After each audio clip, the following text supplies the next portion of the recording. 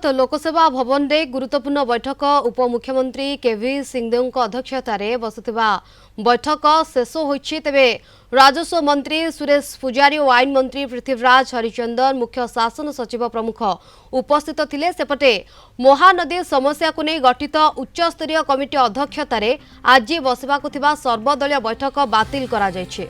परवर्ती तारीख धार्य हेबा परे महानदी समस्या को नहीं बसिब सर्वदलीय बैठक। अधिक सूचना आम सहित फोन लाइन में जोड़ी होती आम सिनियर करेस्पंडेंट प्रतिकांत नायक। प्रतिकांत, लोकसभा भवन में गुरुत्वपूर्ण बैठक बसुला ताहा शेष होइछि। बैठक में कौन सब प्रसंग आलोचना करा जायतिला बाबद सूचना कौन? देखो दुईटी कथा जो गत 17 तारीख दिन महानदी उच्चस्तरीय कमिटी बैठक बसी से दिन निष्पत्ति होता आज सर्वदलीय बैठक बसब ता सहित महानदी जल समस्या नहीं कि जो मैंने सब आंदोलन कर जो स्टेक होल्डर सब रही सेमानक सहित आलोचना करिबो महानदी उच्चस्तरीय कमिटी। आपर सेमाने 31 आ 1 तारीख 2 दिन धरिक छत्तीसगढ़ जाके आलोचना करिवे छत्तीसगढ़ सरकार सहित। किंतु आज सर्वदलीय बैठक बसिला नाय।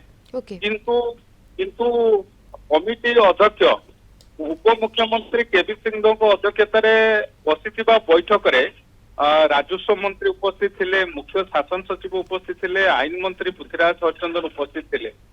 विशेष करके एबे जो महानदी ट्रिब्यूनाल चली कारण ट्रिब्यूनाल रो समय मध्य शेष होबाकू जाउची अवधि जो तार रही से अवधिरा शेष होबाकू जाउची ताकू वृद्धि करबा पई मध्य केंद्र सरकार को अनुरोध करिसंती राज्य सरकार से संपर्क रे आलोचना हैला बोली जा सूचना रही।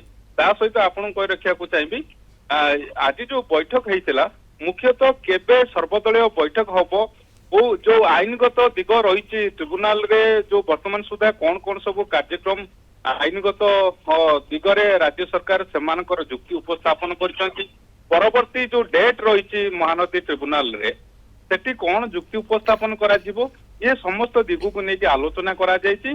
किंतु विधिवत भाव में जदि आपण देखिबे जे केबे सर्वदलीय बैठक बसिबो सर्वदलीय बैठक रे को माने उपस्थित रहिबे कोठी बैठक होबो ता वर्तमान सुधा किछि विधिवत भाव में सूचना दिया जायछि।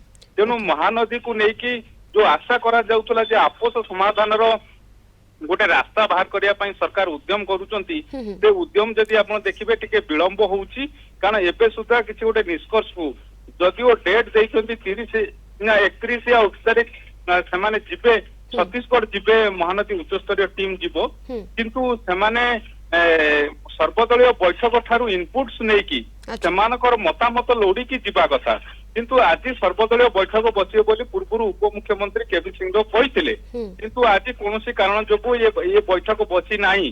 किंतु उपमुख्यमंत्री अध्यक्षतार मंत्री माने अर्थात राजस्व मंत्री उपस्थित थिले, आईन मंत्री उपस्थित थिले। जहाँ सूचना मिली जे परवर्ती जो ट्रिब्यूनाल शुणाणी अच्छी आउ एबे सुधा ट्रिब्यूनाल कौन कौन पक्ष रखा जायछि से संपर्क में चर्चा आलोचना करा जायछि आज बैठक। बिल्कुल चर्चा आलोचना करा जायछि एवं जहाँ सूचना आपण देउथिले परवर्ती तारीख धार्य हेबा परे महानदी समस्या को नहीं बसिब सर्वदलीय बैठक। धन्यवाद प्रतिकांत आपनकर सूचना पाई।